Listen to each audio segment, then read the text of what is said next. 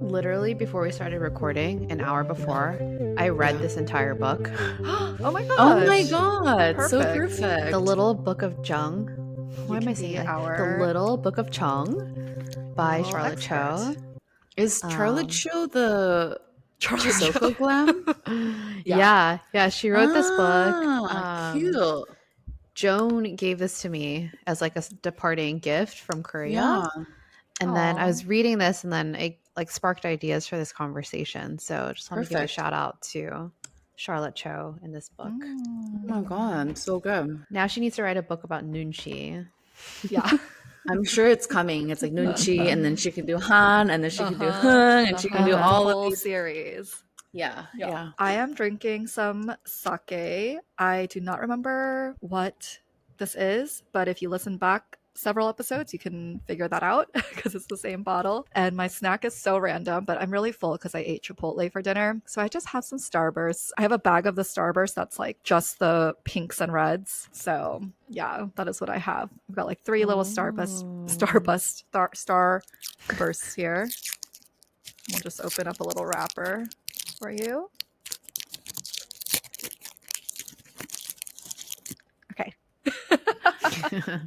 And then does it burst when you bite into it? I don't think you'll be able to hear that. Deceptive.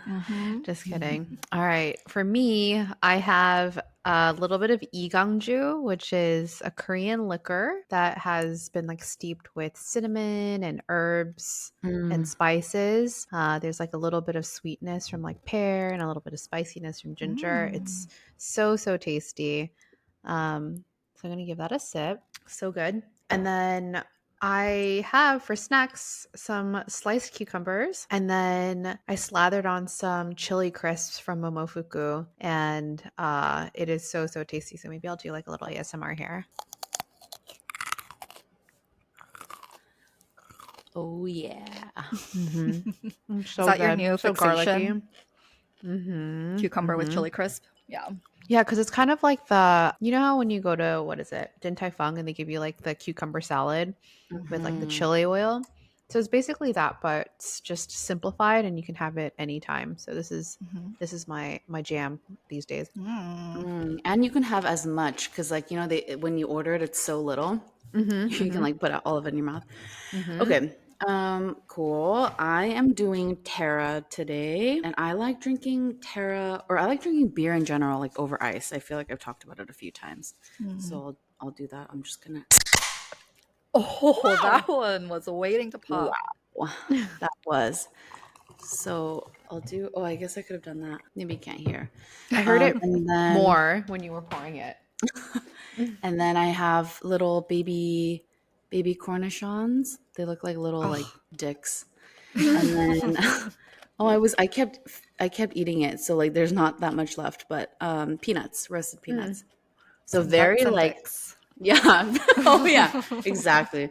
Very Korean anju style. We need to drink a little. Yeah. Just like an introductory cheers. Cheers. All right, what are we talking about today? Well, it's funny because like we don't really have a word for what we're talking about because we're talking about words that don't have a direct English translation. And I think like if you're listening like to this, like some words might come to mind. We're going to focus on a couple words in Korean specifically that don't have a direct English translation. And if you're tuning in for the first time, we go through our podcast in 3 rounds. They're called chas. So 1차 round 1, 2차 round 2, 3차 round 3, which is why we're called samcha, and we just drink and enjoy our snacks throughout. So let's just dive into 1차, shall we? Yes. Cheers. Cheers. What is Nunchi? Wait, are you asking us actually, or are you?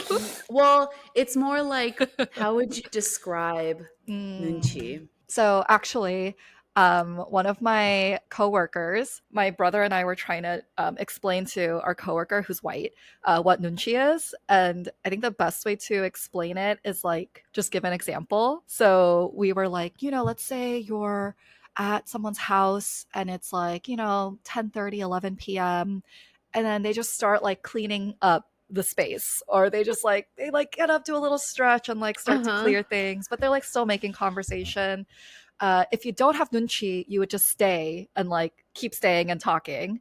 But if you did have nunchi, you'd be like, okay, yeah, well, it was really great. Like, thanks for having us. And you're like reading the cues. So it's like understanding social cues or like unspoken cues from other people and acting accordingly is Yeah. maybe one way to describe it. And it's like having the awareness. Like if you have awareness, Awareness. yeah, it's like if you have awareness or you don't. Nunchi is like such a weird word for me because, or like it's such a weird state of being. But what I think is interesting about nunchi is that, like in the Western sense, like again, having awareness is always good, but it's almost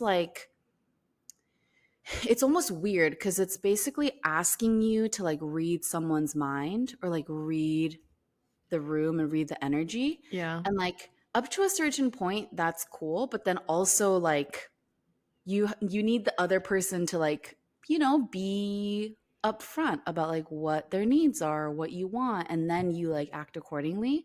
So Nunchi has always been like very, very push and pull for me. Like because it's so revered in Korea, like in Korea and in Korean families, if you have nunchi, that means you're great. And if you don't have nunchi, that's a really negative thing. But basically it's like, oh, if you can read people's minds, it's a good thing.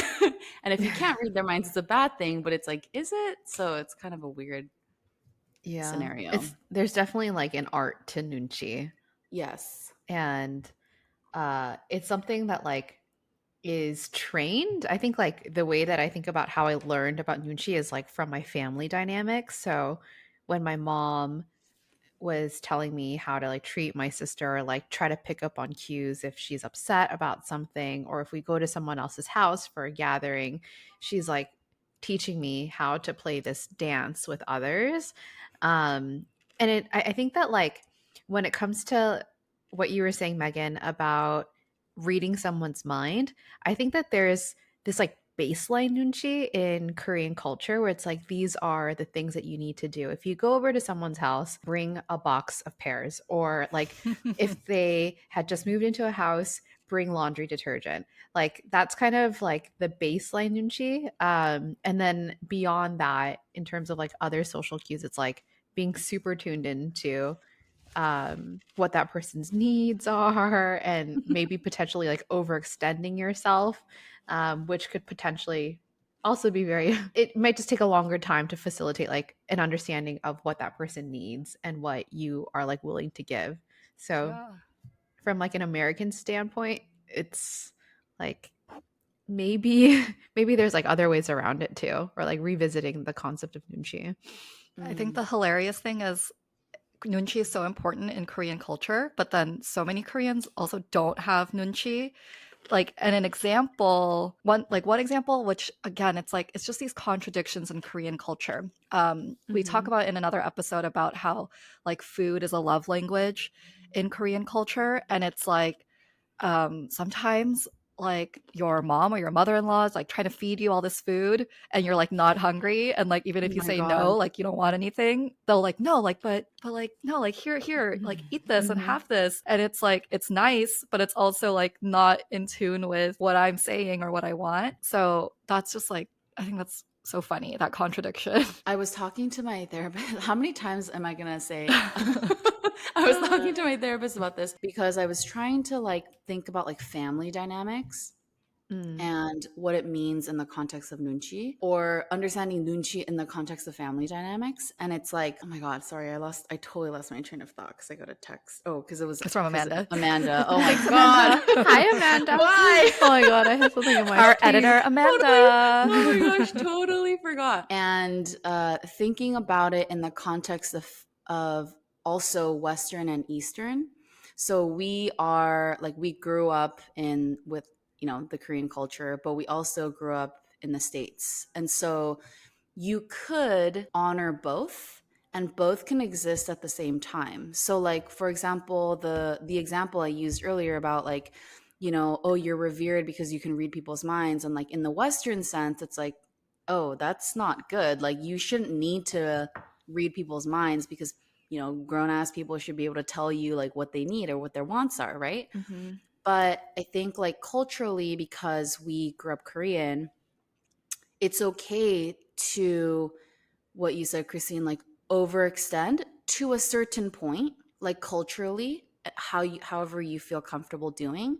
And then once then that becomes like an overextension and you really feel like it's not serving you in any way, that's maybe when you can like think about reeling back on the Nunchi or like whatever it is. But I thought it was really cool to think about it in that way instead of saying, oh, this is wrong or this is right, or like this is America, so we got to do it the American way or whatever. It's Yeah. like, no, I mean, both can exist in the same space, and you just do what makes you feel right and good. And if it serves you, then you do it. Do you think it comes from a place where it's like in Korean culture? I don't know if you sense this, but I think that confrontation and like communication is less prevalent, or people are less comfortable with So passive that. aggressive. Uh-huh. And so Yeah, that's why there's 1,000%. like Nunchi to kind of maybe overcompensate for the inability to like confront others with like what you're actually feeling or Yeah. thinking. Yeah, because I was gonna Yeah. say that, like, it's one part of it, bringing that Western thinking in is like, oh, let me stop overexerting myself, but it's also let me Mhm. communicate what I want so that others don't need to try to have this nunchi Mhm. like too crazy of a degree. Mhm. So yeah, it's communicating like and expressing yourself, which to Christine's point doesn't happen that much in Korea. Yeah. And then if Yeah. like you confront someone, it's like, oh, that person has no nunchi, like that Yeah, person made me exactly. feel kind of uncomfortable. And because of that, that person lacks nunchi, right? Like, Yeah. is Mhm. it like It's a like vicious so cycle? it's ass backwards.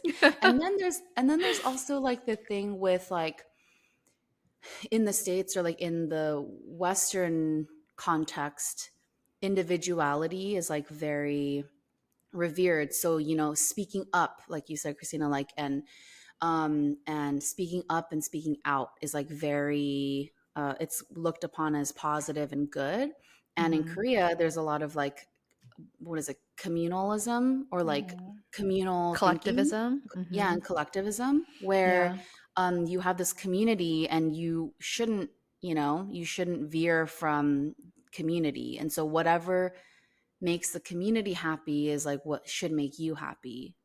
And Mhm. again, not to say bring up all these things to say one is right or one is wrong, but more so to think about like if you grew up in one sense, like at school, and then another sense at home, Yeah. you could enjoy both postures basically at the same time to serve you. And then once it doesn't serve you, you can figure it out. But like both exist, and that's the Korean American the community Yeah.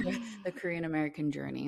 And then Mm. like I think about like what the origins of like how Americans became more individualistic in like our mindsets from like a historical standpoint, right? Like this concept of like rugged individualism and like charting into like new territory and like making it on your own. Whereas like in Korea, when Korea was developing, it's like we're going to have to do this together. Like we are going to build this country, we're going to build this company together as a group. Whereas I think like in America it was more like I'm going to do this, champion this on my own. And then that then like translates into like the ways that we The carry people. ourselves and like social dynamics. It's interesting because like all of us are Korean American and we hold both sides. And Yeah. so it's like, how do we balance this? And how do we operate in like living in the States, but then also being like culturally aware from like our Korean sides too? Yeah. Do you think Well, oppression what you has to do with do. it? Oh, sorry. No. Depression Go.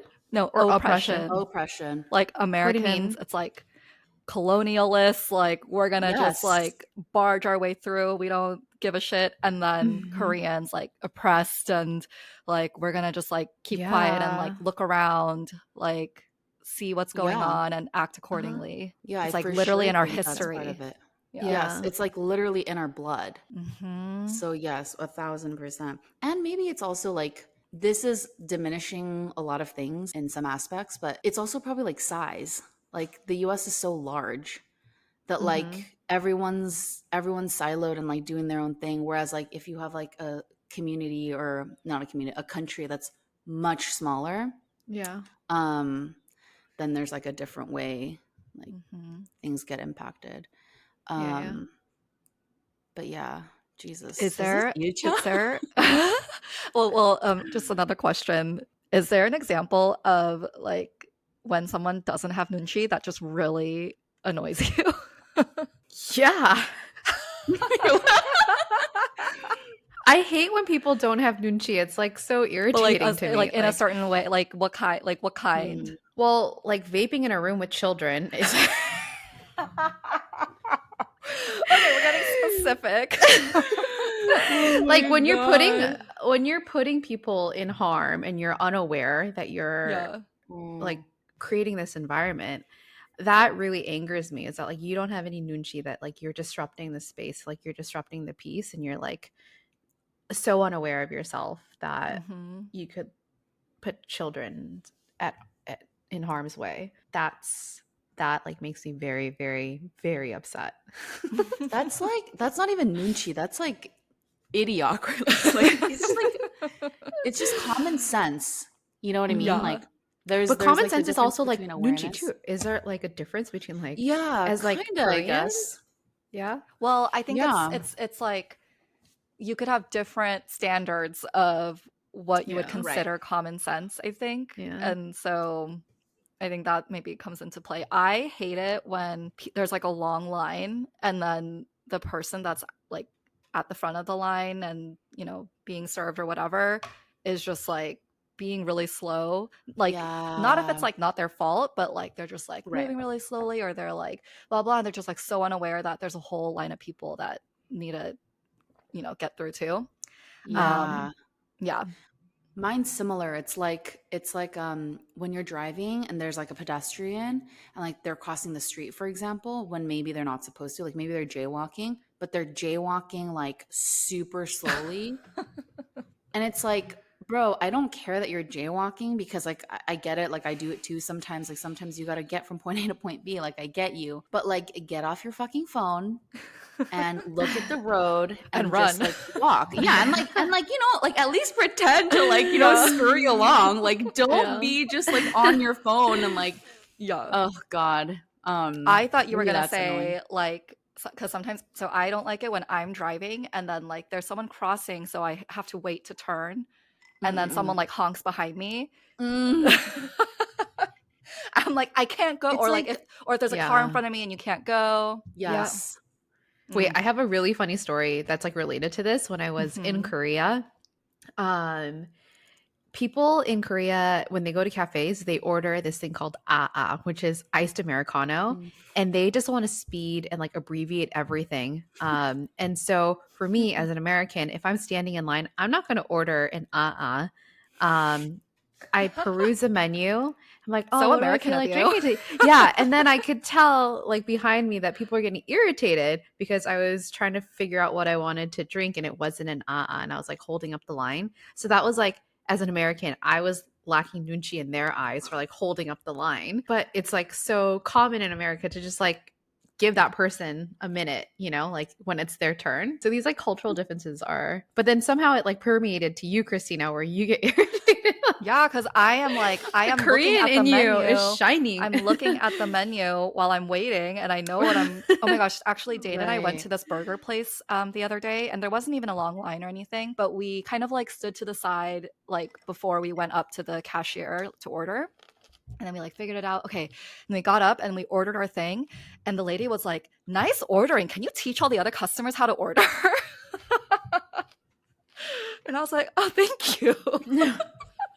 I also remember like your family's really good about this. When we went to go eat in Ann Arbor, we were dining at a restaurant as a group with Christina's brother and his wife, me and Christina.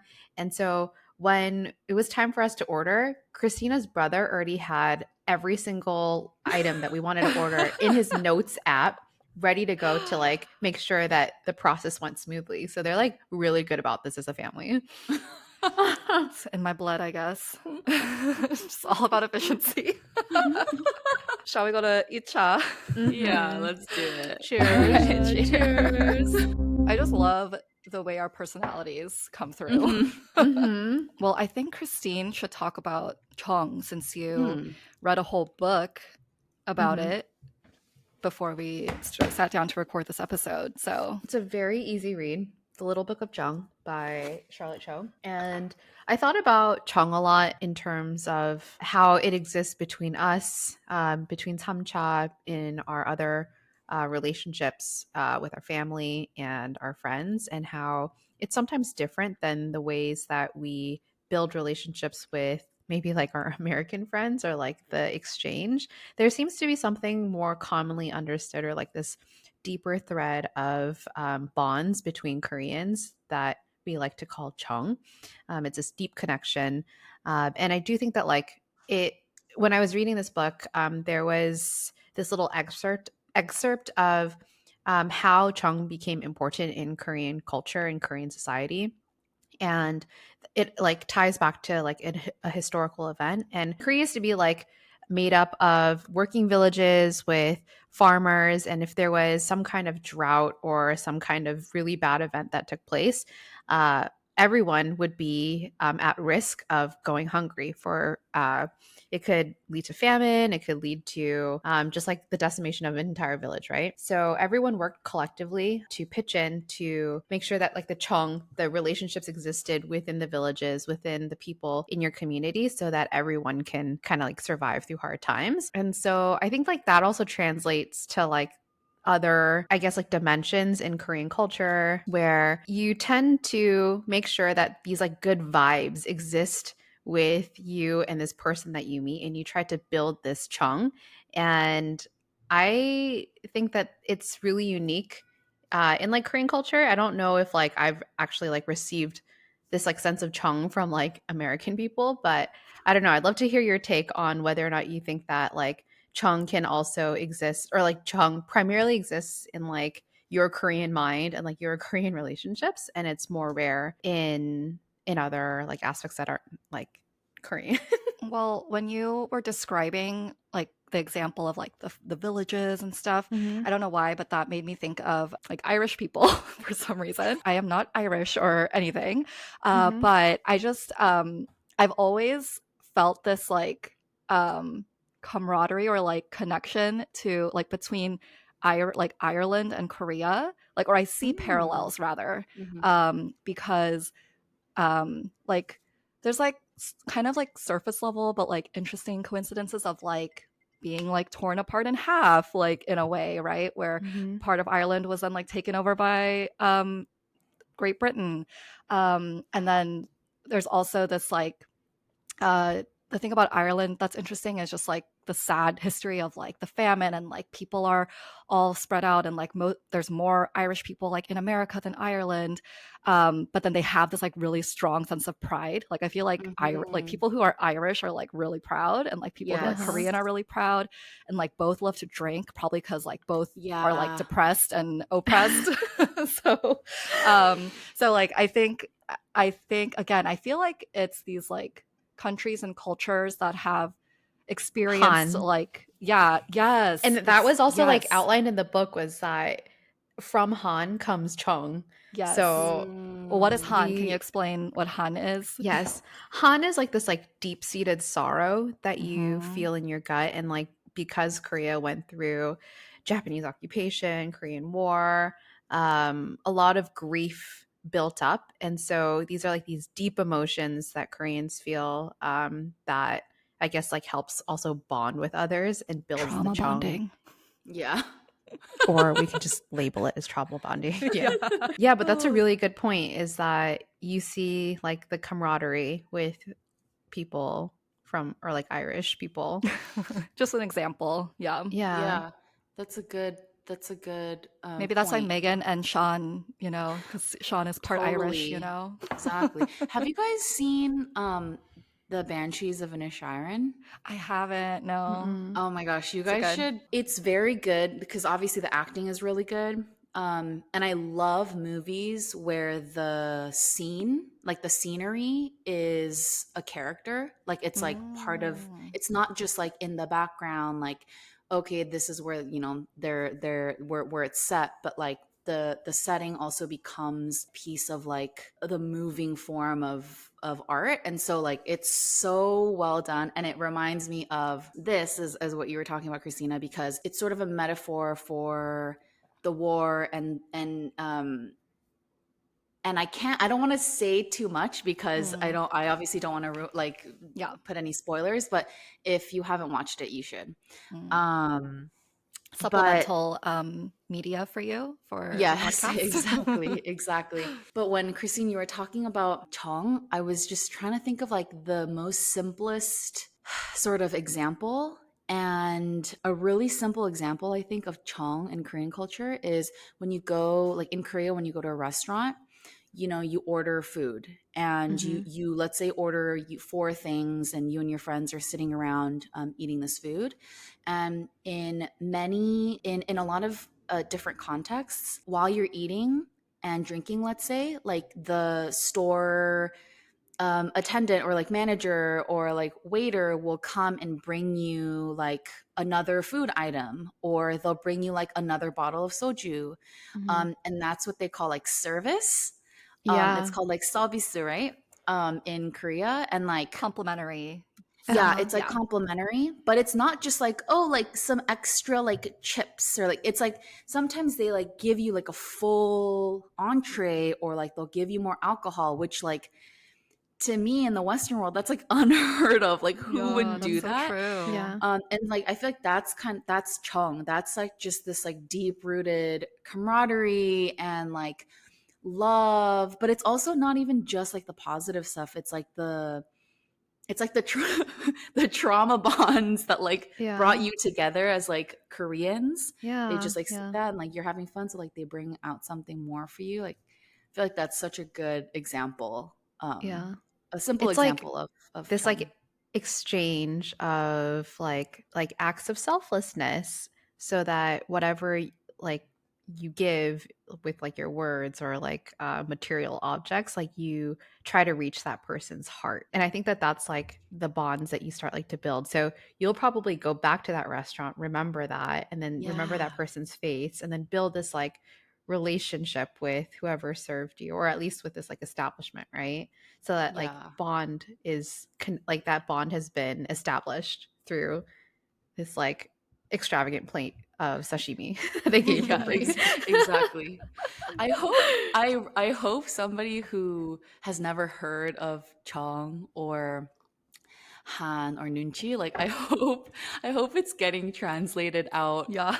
well, because again, like this is the point, this is the whole point, is like it's so hard to like pinpoint that exact word in English that describes that word and that feeling and Hmm. that energy. And so like I just hope that we're doing Yeah. it justice. So I'm like oh, we'll listen back at it and be like, wow, what was I saying? Do you ever find yourself trying to cultivate Chong or like look for Chong like outside of your fellow Koreans? Like I know that technically that maybe that doesn't make sense with the definition, but like that Hmm. that feeling of like that Yeah. bonding and connection. And With then Irish people. yeah, with Uh-huh. Irish people, yeah. But I feel like that's one sided. I don't know if they feel the same. I don't know. And like I don't do you feel like it's well received or that you're successful in it? Yes and no. I definitely like, because the way that I show Chong is like, it's like very, this is like such a random example, but like let's say you came over and like, oh, okay, here's a really good example. It's like Rita came over one time, right? And Rita is like one of my really good friends. She's Saturday table. yeah, Saturday Table, shout out Saturday Table. She's half white, half Armenian, so like not Asian at all. And she came over and like we had brunch, and then I just had like a bunch of like a bunch of like fresh dill left over, and it's like too much for me to like eat throughout the week. And also, I know that she recipe tests and like cooks and stuff. So I was like, oh, why don't you just, oh, can you like just take it? You know, I'm like trying to speak in Korean. I'm like, yeah, take some dill. And like I wrapped up the dill and like I handed it to her. And I actually should probably ask her. Like, I feel like we're close enough where I can like ask her. But I think I saw her use a bunch of dill in a video or a recipe recently. So that was maybe you. she used it. yeah. But it's like I don't know actually how that's like received, because like to me it's like, what if like, and then later on I was thinking about it, and it's not that big of a deal. But if I were to really think about it, it's like, oh shit, like what if she like genuinely didn't like want want it. dill, or like, you know what I mean? And so in one aspect it's like, yeah, of course, like it's free dill. Like I have a lot of it, and like I know you like dill and you use it in your cooking and you do this for content. So like, here, like take the dill. But like, is that like the right way, or is that the good way, or is that, you know? So anyway, yeah, so I sometimes I think it's more so that maybe I'm trying to build Chong in that way, or that's just the way that I show Chong or like build Chong. But then I don't know if like it's received really well, you know, from the other side or what. But yeah, I'll have to ask her. She might be like, I really didn't want the dill. But you're like so generous, Megan, by giving this bunch of dill. Yeah, right? Like I also think Yeah. like this, because also like this could be perceived as generosity, and Mm. generosity that people are not used to in America. Mm. And so I know that like with my friends who aren't Korean, they perceive like these acts that I extend as I would to like my other Korean friends as like Christine is like very, very generous. Mm. But then I've like also learned that it can be exchanged back, where it's like learn that if Christine like picks up the bill, then like, and it's not like Dutch pay, it's like Christine's going to cover the whole bill. I will want to exchange that back for her and like keep the chong between us. And so I've also like learned with like my other friends who like are Chinese or Jewish that like we got each other's backs, and like this is something that we do, and we don't like believe in Dutch pay. We just believe in like And keeping the good for vibes. sorry, and for those who don't know what Dutch pay is, it's like when you split And I don't know the why it's called bill Dutch half and pay, half. but Yeah, I don't either. I think the Dutch are very like logical and Like tuck, tuck, tuck. straightforward, and Yeah, yeah. yeah, so that's like I do think that like my friends have picked it up in certain senses, but it's like a little bit more foreign to them. But yeah, it's nice feeling it with like friends that aren't Korean. What about you, Christina? I don't know if this is actually related to Chong, but like I do think as Koreans or maybe especially as Korean Americans, we're like always looking to connect with people who like have something in common with us, because we're just in such a like, I don't know, you're in like a hybrid kind of world, right? And then I find that, you know, if I meet someone, for example, who lived in London or lived in the UK or like in Mm. Bristol where I studied abroad in undergrad, and I'll get like really excited. I'm like, oh my God, like I like blah, blah, blah. And like sometimes people just like aren't that excited. Like, especially like British people, I think like their culture is just like more like they don't, their emotions are just kind of very steady, you know? Uh-huh. Whereas Americans and Koreans, I think both get like really excited and like Mm. really passionate about things. Mm-hmm. So I don't know if it's necessarily like a direct connection to this idea of the type of connection that comes from Chong, because I think that's much deeper. But yeah, I do find there's some differences just in how excited people might get about connecting. Yeah. Yeah. It's even in like like, you know what, like when you're walking down the street, like in America, you know, like you smile Mm-hmm. at the person that's walking, but then anywhere else, if you smile, you're like, That's the true. people look Even at in you like, are Korea, you don't you do that. crazy? You Yeah, don't even hold in open the Korea, door for it's people. Yeah. no, no, that's a little bizarre. Maybe like for our audience out there who are not Korean, uh, if they're curious about how to build Chong with a Korean person, or with anyone in general, what are like some simple acts that you think they can do to build the Chong with someone? Food. Like having a meal with Having someone. food. Mm-hmm. Yeah. Or like, I feel like Chong can also come from like the when things happen like unseen or like behind the curtain kind of a thing. Like, let's just say, I don't know, you're oh, okay, here's like this isn't necessarily behind the curtain, but like when Christina, when you send me like photos of like an older couple and they're walking down the street and like she takes a photo and sends it, like to me, like yes, she didn't like place the older people there and then told them to stand there, you know, like it's not that, but it's like when she saw it, she like thought of me and then like she snapped a photo and sent it to me. And I know that doesn't change the world, but it's also like I feel like it builds this like, oh, she thought of me even though we're how many miles are we, 3,000 miles away, and like, you know, we're doing separate things in the moment, but like she thought of me and she sent it over. So it's kind of like one of these things where maybe you do something when the person necessarily isn't like right in front of you, something like that. Yeah. It's like being thoughtful about reaching out and like trying to maintain this connection in like Yeah. an authentic way. Yeah, Yeah. exactly. That's the thing. It's like authentic to that person, Uh-huh.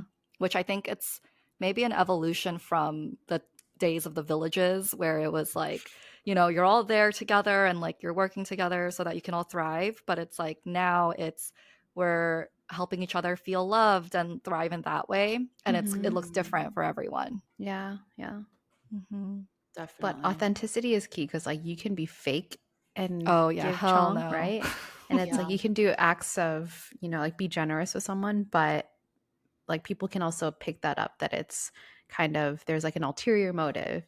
Chong has to come from like a real place in your heart and it has to be sincere. So you got to check yourself too before you start Because engaging in people with Chong. Nunchi will see right through it.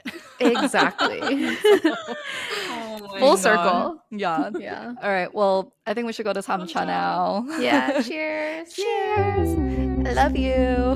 Okay, I thought that for samcha, we could have a little fun and just read through some words from other languages that don't have an English translation. So I found a blog post on like a travel company website.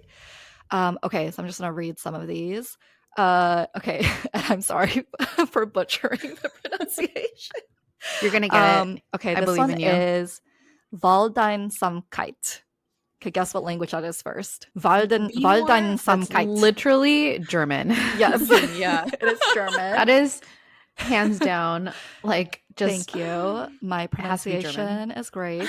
Okay, so that means the feeling of solitude and connectedness to nature when being alone in the woods. Wow. I love that. Specifically to the in the woods? It says like in the woods. nature? Maybe Wald means woods or Val or Oh, something. Maybe. damn. That's really beautiful. nice. That's so nice. That is a I'm really gonna nice remember feeling when you're just like surrounded, whether it's the woods or like nature, and you're just like taking a deep breath and like Yeah. you feel like the ground like on your feet, and the I fresh love that. air. And like peace is like not enough to like describe that feeling. You know what I mean? Like, yeah. The damn. solitude. I love that. Yeah. Okay. Damn. Let me see. I'm gonna skip like Cheers. around these. Okay. Commuovere. Italian? Yes. Wait, are we gonna get canceled? No, I'm just Did you trying do to. this? I just went commuovere. Como verde. Commuovere is a heartwarming story that moved you to tears. Oh my Oh, love God, this is that. me literally every That is day. you. Oh my God. Oh my gosh. That's so I love that. beautiful. I love that one. Let's see. Okay, what about saudade? Saudade? Saudade. Oh gosh, what is this? It's Portuguese. It sounds like either Spanish. okay, I was like, Yeah, is this some Asian or Spanish. like Portuguese. Chinese? Ooh, this one also. The feeling of longing for an absent something or someone that you love but might never return. That's so sad. Damn. That Oh my gosh. is so sad.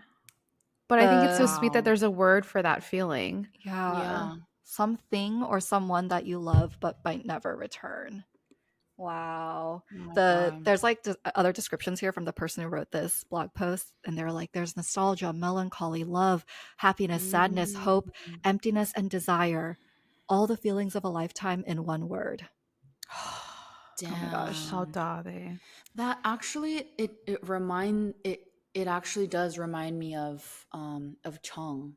Mm. Because Chong is not like, I mean, in essence, the term is very positive, or like it leans positive. It's like, oh, when you have camaraderie, when there's love, when there's bonding, when all of those things. But I feel like in Chong, I think I read somewhere that like it doesn't only come from like a good place. And actually we just talked about it, right? It's Mm. not just from all the positive, it's like from all the trauma that we've collectively, or not we've, but like our ancestors have collectively received. And so there's more like heart-wrenching aspects of the word Chong, like I think like compassion or like vulnerability, and like there's all these different terms that kind of like describe it. Rolled It's like into one. Yeah. distilled, it's like distilled into this one word. So much meaning. But damn, what was it again, Christina? Saudade.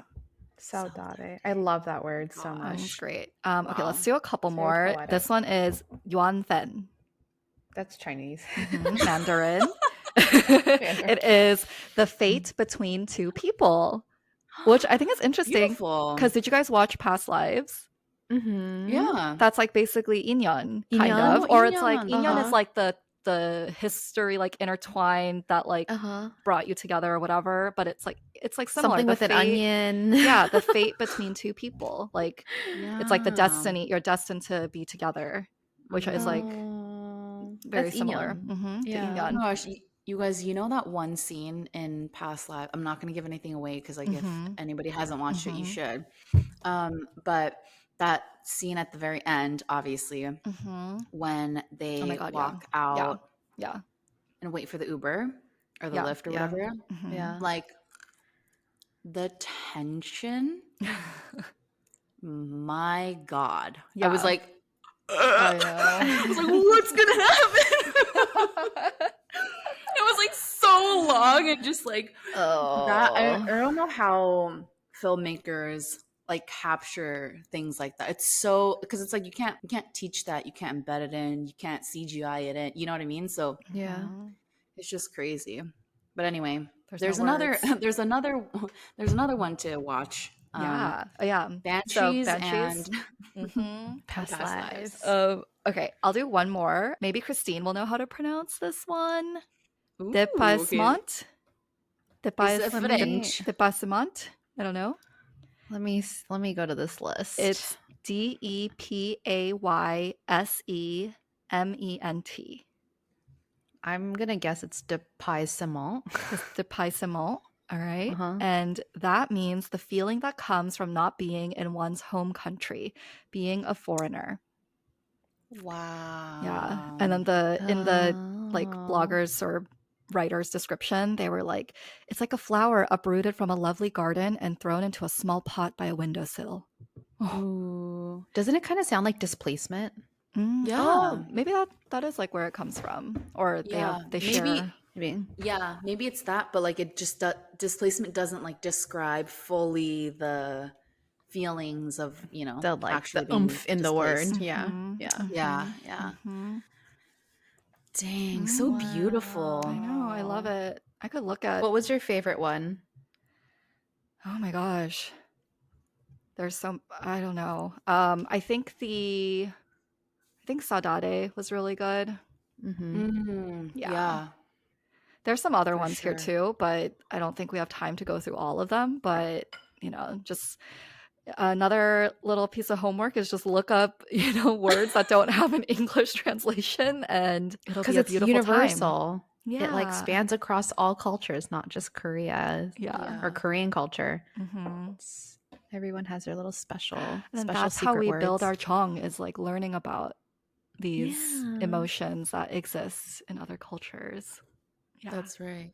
Yeah. And in future episodes, we definitely should talk about Han and Hung because there's like a whole another rabbit hole we can go down.